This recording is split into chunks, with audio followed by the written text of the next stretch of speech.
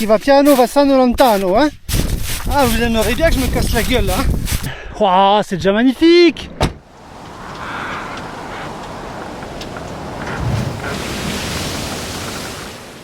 Lasciatemi cantare con la chitarra in mano, lasciatemi cantare, sono un italiano. Bonjour les amis, aujourd'hui, nouvelle aventure un peu improbable. Je me retrouve en Sicile, au niveau de la mer. Voilà, pied dans l'eau, je pars de la mer pour arriver au maximum possible sur l'Etna. L'année dernière j'ai fait le Teide, donc cette année c'est l'Etna. C'est parti, c'est assez symbolique quand même. Allez, pied dans l'eau et on y va. Alors d'un côté vous avez la mer et de l'autre côté vous avez l'Etna. Beaucoup de routes à faire avant d'aller sur les beaux sentiers. Donc je vais avoir le temps de vous expliquer les multiples complications qui s'annoncent. Et comme vous pouvez déjà voir, la première c'est qu'il est très enneigé. Grosse surprise, puisqu'on est mi-avril. Alors ici c'est le pays du citron et de l'orange, hein. Des citronniers, il y en a partout.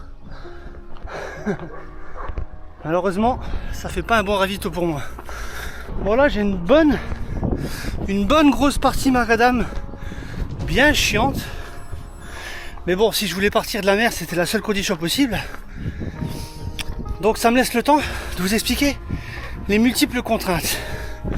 Alors ça fait des semaines que je regarde par où passer de manière sécurisée, sans guide, parce que à certaines altitudes, genre 2000, 2002, 2003, et ben tu peux pas passer, sauf avec un guide. Et guide mode randonnée, marche, pépère, familial. Autant dire, c'est pas pour moi. Donc il fallait que je trouve un passage sécure où je peux monter. La deuxième, c'est qu'en arrivant, on a cru qu'on était au Kilimandjaro tellement c'était enneigé. Donc deuxième contrainte pour me dire que je peux pas aller très haut. En tout cas, je suis pas équipé pour. Et encore moins solo parce que c'est pas dans mes compétences. Autre particularité de la végétation, énormément de cactus. Alors on peut voir un peu déjà ce que j'ai parcouru. Quelques kilomètres, pas plus. Et le Kilimandjaro. Avec la neige, je me fais vraiment l'Etna. Il est bien plus loin. Bon, première complication. Le chemin, il est censé passer là-dedans, il n'existe pas. Donc on va essayer de monter par là. L'aventure dans l'aventure. Mais bon, vu qu'il y a déjà des escaliers un peu à l'arrache comme ça, j'en profite. Ça passe. Maintenant, où j'atterris, j'en sais rien.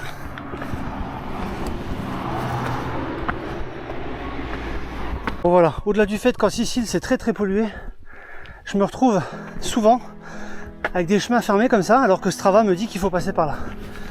Donc il faut savoir meubler. Donc grâce à ça, je vais pouvoir m'orienter un peu plus. Allez, la particularité c'est que maintenant je suis obligé de passer par Google Maps, ce qui fait que je suis en plein milieu d'une route et les Italiens ils roulent comme des tarés. Pour vous donner une idée, un Sicilien, quand il arrive à un croisement, il regarde pas s'il y a quelqu'un à droite, il klaxonne. Ça veut dire j'arrive, donc à toi de ralentir. Vraiment particulier. Donc voilà, je vais jusqu'à mon premier point de chute de ravitaillement, je vous expliquerai pourquoi.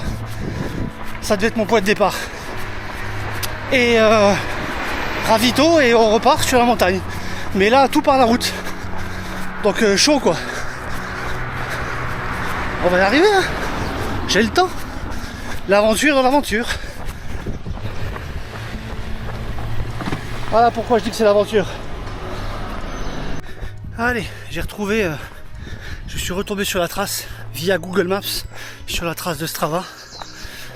Et là ça monte tout droit, ça devrait pas être compliqué. Ça fait un peu plus d'1 heure et j'ai quasiment 10 km et 400, presque 500 dénivelés. Jusqu'à mon point de chute ravito, j'en aurai 1000, très certainement. Allez, on continue. Buongiorno. Avec les petites bombinettes là, il y en a partout ici. Les camionnettes 3 roues, trop fort. Allez, on continue. Bon, j'ai à peu près 15 km dans les pattes, quasi comme un cadavre, commence à en avoir un sac. Par contre, j'arrive bientôt à mon premier point de chute et je suis juste derrière ça. Et ça, c'est le Monte Lice. Voilà, avec l'accent. Je sais pas si c'est des très très vieux cratères. Ça, c'est certainement ça.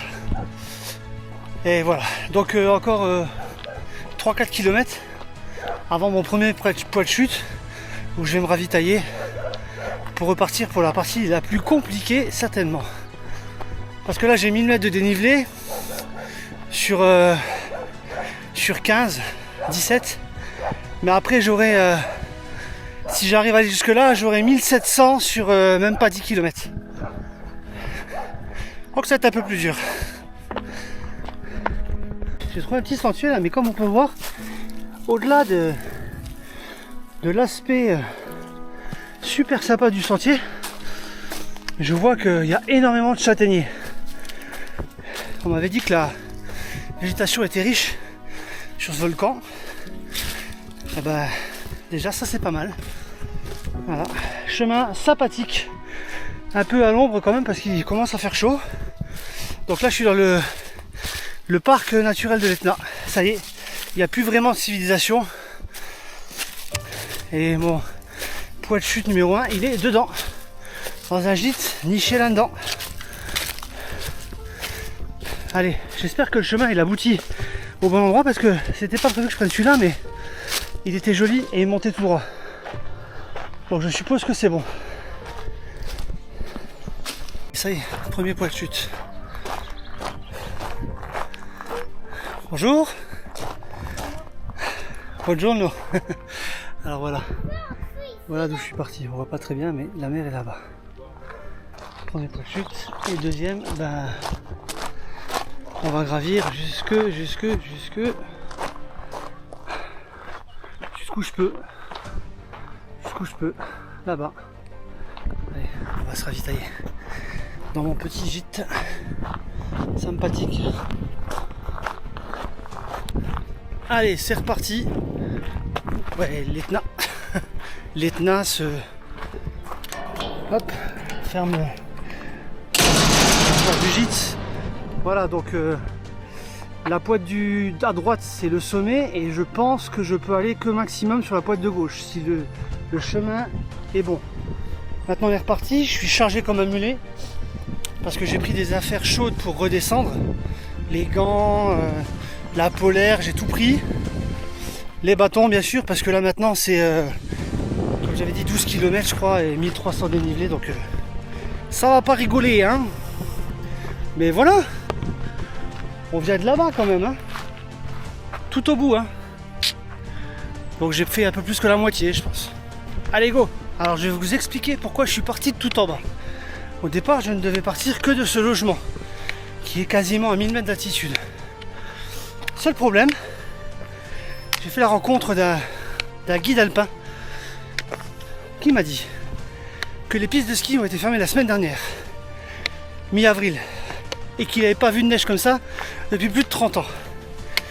Ce qui veut dire que je ne peux pas aller aussi haut que je le souhaite. Donc, pour que le jeu en vaut la chandelle, je décide de partir de tout en bas. Ce qui fait doubler le kilomètre, certes, mais ce qui fait aussi la beauté de la chose. Donc voilà, pour l'instant, je monte en sous-bois, chemin macadam très bizarre. Je m'attendais à du volcanique tout de suite. Et j'ai hâte de découvrir le sol lunaire.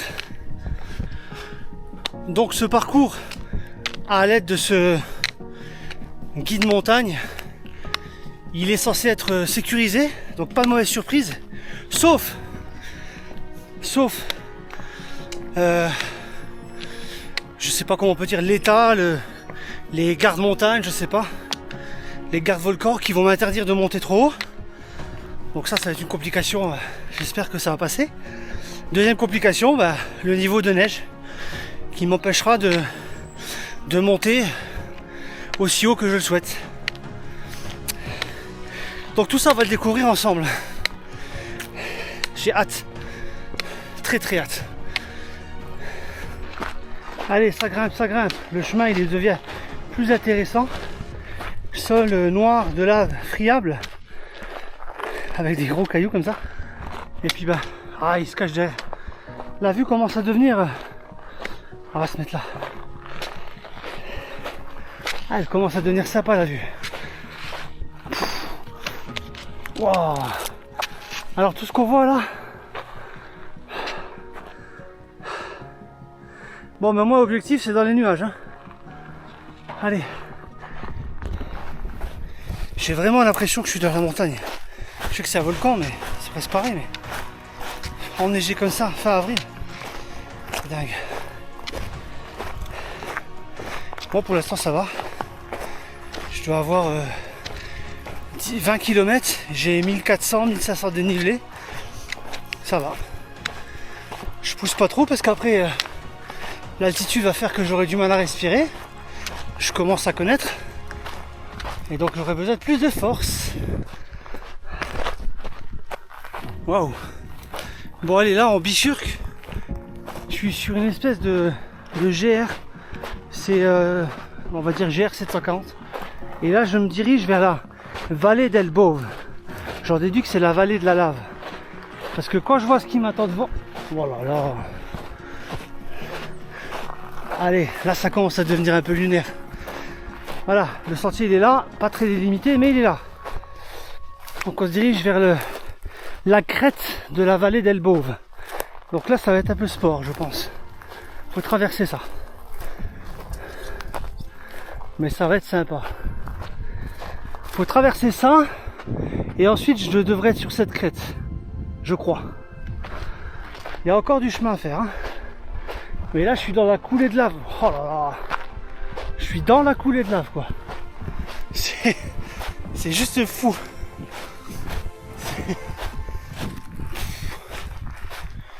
Oh là là. Tu le crois ça? Oh là là.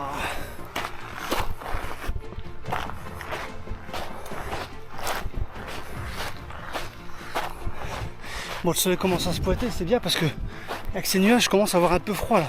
Alors ce qui est pas mal, c'est que pour le sentier, vu qu'il est un peu sauvage, hein, les gens ils ont fait des skerms, ça s'appelle comme ça. Bien sûr que tu as la carte, hein, mais voilà, ils ont fait des skerms comme ça. Du coup à chaque checkpoint tu cherches loin, soit tu vois, moi je vois les couleurs là, soit tu vois les skerms, tu peux pas trop te tromper. C'est plutôt pas mal. J'ai jamais vu ça comme ça. Il y en a un peu partout. Sur le sentier bien sûr. Bon le sol il est très particulier, c'est comme marcher dans le sable. Donc ça demande un peu plus d'effort. C'est là vachement friable. Ça demande plus d'effort puisque l'appui il s'enfonce. Et les bâtons c'est pareil. T'enfonces le bâton et il s'enfonce un peu, donc voilà, ça demande plus d'efforts, mais le prix est encore plus fort, meilleur grâce à ça. En tout cas très très surprenant. Ça fait 3/4 d'heure que je marche dans la coulée de lave. Voilà, donc soit je vois ça, soit je vois un skerm. Bon là je m'approche d'une route de la civilisation. C'est la seule route qui monte. Voilà, on passe un petit tronçon de route. Why not? Allez, on descend. Et on va reprendre à gauche.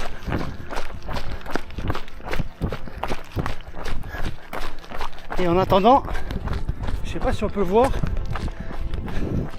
d'où je viens. De tout là-bas. Alors maintenant, il va falloir gravir là, je crois. Hein. Ça aurait pu être la même limonade. Allez, en vélo là, c'est pas mal.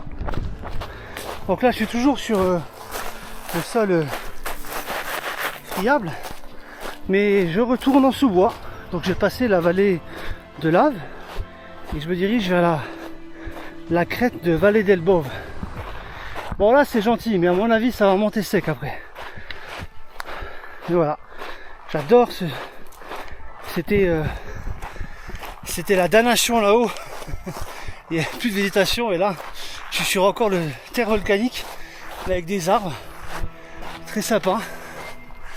C'est bluffant. Là c'est raide. Purée. Moyenne 20-25%. Allez, on peut voir la coulée de lave au fond. Et puis la ville et la mer. Et moi il faut que je monte encore jusque tout en haut là. Là ça devient dur hein.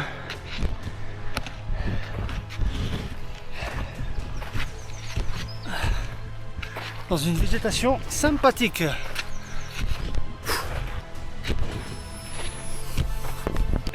Allez, surprise, on devrait voir la Vallée del Bove par sa crête. Une espèce d'énorme, je sais pas comment dire, comme un bras de mer de lave.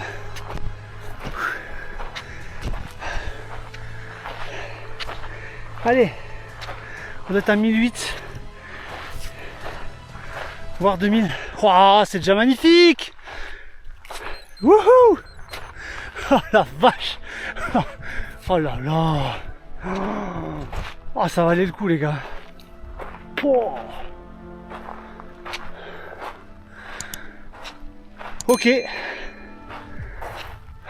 Vallée del Bove. Purée. Donc tout ça c'est de cette crête là à l'autre. Il y a une espèce de coulée de lave qui descend jusqu'en bas. Ça y est, on commence à avoir un peu de neige. Il va falloir que je commence à me couvrir. Et moi, il faut que je passe, je sais pas là. Je crois là-dedans. On va tenter. Pouah, somptueux. Désolation, mais somptueux. Bon, il est quand même temps de se couvrir. Et moi, quand je vois de la neige, ça veut dire que ça commence à cailler. Donc, première étape, c'est la veste ultra. Même si je transpire, au moins je serai coupé du vent et ce sera pas plus mal. Et dans un premier temps, je la ferme juste comme ça. Alors heureusement que j'ai pris les bateaux parce que j'ai de monter ça et tous ces frites sous mes pieds. Il y a une énorme couche friable. Donc c'est chaud. Oh bah là, la neige quoi. Franchement c'est pas easy hein. On peut voir la route que j'ai traversée avant. La coulée de lave. La mer. Le ravin. Et on avance, on avance. Ah. Je pense que cette partie-là, elle va être compliquée. Je suis pas sûr que je vais pouvoir gravir très haut. Mais bon, déjà arrivé jusque-là, après la quantité de neige qui est tombée, c'est déjà vraiment top. Bon, là, c'est propre. Je suis en haut. Je suis à la crête. Bon, ça va commencer à se compliquer si je dois marcher dans la neige. Il y a des gens qui sont venus, mais j'espère que ça ira. Parce que la neige, ça pardonne pas. En plus, elle est fondante. Bon, ça va, je m'enfonce pas. C'est déjà ça. C'est déjà ça. C'est déjà ça. Le chemin, franchement, il est escarpé. Hein. C'est pas évident. À flanc de ravin, c'est tout droit là. Et certainement tout droit sais pas, je vois mon monticule là. J'en déduis que je vais arriver là-bas, je pense. Et vu la neige, ça va être un peu compliqué. Et je me demande si ça va pas être la fin de l'aventure sécurisée. Parce qu'il est hors de question que je prenne des risques. Sauf des risques maîtrisés.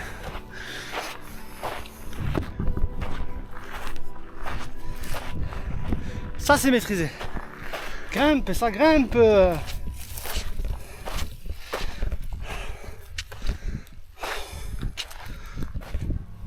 Ça c'est de la montagne.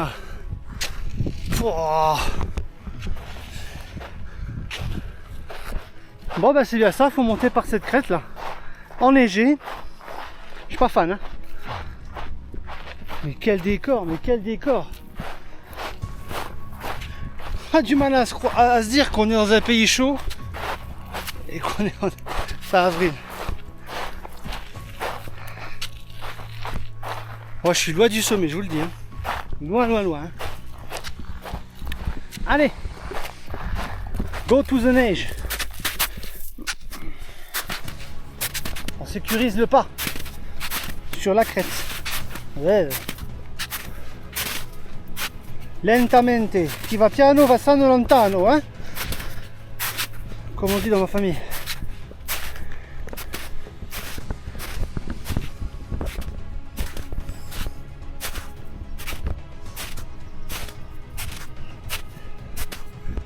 Allez, on va monter ça. Et puis après on verra si on peut continuer. Et si on peut pas, bah, je redescends. Tant pis. La limite du possible. C'est ce que je m'étais fixé.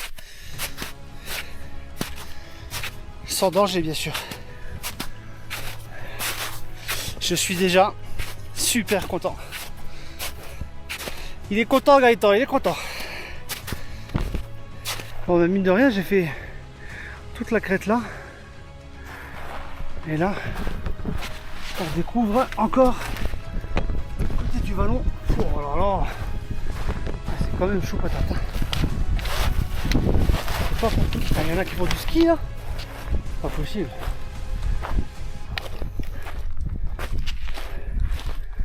Voilà, ça commence à devenir terrible.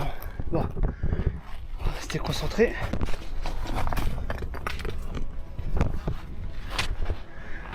Allez, là c'est mon croisement. Là je reviens au parking par le chemin que je ne vois pas. Et là je monte. Donc qu'est-ce que je fais? Allez, c'est propre. C'est propre, on essaie de monter encore un peu. J'ai dit jusqu'à la limite du possible. J'ai déjà passé 2-3 endroits très compliqués, très dangereux. Presque seul au monde.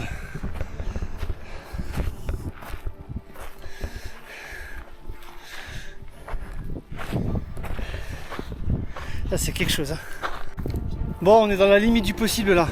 Là le chemin il est direct droit dans la neige. C'est hors de question que je passe par là. Donc je devais aller à ce premier... je pensais pouvoir aller jusque là, très honnêtement. Mais je peux pas. Et le sommet il est bien plus haut là. Mais voilà. Mais bon. Franchement. Je suis à 2300 d'altitude. Voilà quoi. Maintenant on va aller... on va pouvoir crapahuter, courir pour descendre. Ça va être très très bon ça. Bon, c'est sympa aussi de courir, hein. Courir dans la lave, enfin.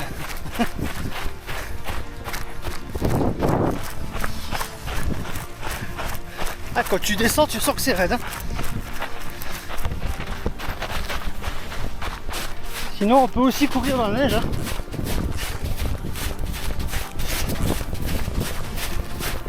Mais quel monde! Ah, vous aimeriez bien que je me casse la gueule là, hein. T'allais dire que je voulais aller jusqu'à cette crête là. Bon, allez, c'est pas grave. Le chemin sécure de la descente, il est pas terrible, hein. Oh, oh, oh. Allez, on va contourner par là où il y a le moins de neige. Parce que là c'est raide, hein. Allez, bidouille, bidouille. C'est quand même lunaire quoi. Bon, je suis un peu euphorique là, donc il faut que je fasse gaffe à moi. Ça va le faire. Allez, je vous laisse. Eh ben, si on m'avait dit que la descente il y aurait plus de neige que à la montée. Bon, putain, je suis comme un gamin. Ah, mais c'est dingue quoi. Mesdames et messieurs, lieutenant fin avril.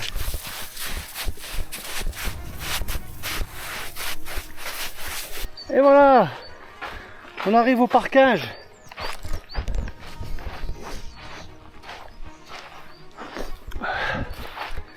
Faut juste que je redescende à la bonne route. J'ai les pieds congelés. Allez, je suis presque arrivé, bordel. Un cratère, 2 cratères, 3 cratères. Coulée de lave. Et moi, j'ai du mal à respirer. Ah! Allez, fais de l'aventure.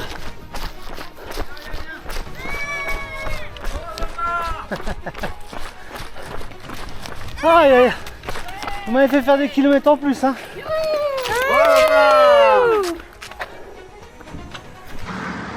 Allez, dans ce lieu beaucoup trop touristique à mon goût, s'achève cette ascension à la limite du possible, de la mer jusqu'au maxi possible. J'aurais voulu faire plus, mais c'est comme ça. Allez, je vous dis à la prochaine, aventure, ascension, je ne sais pas. Ciao.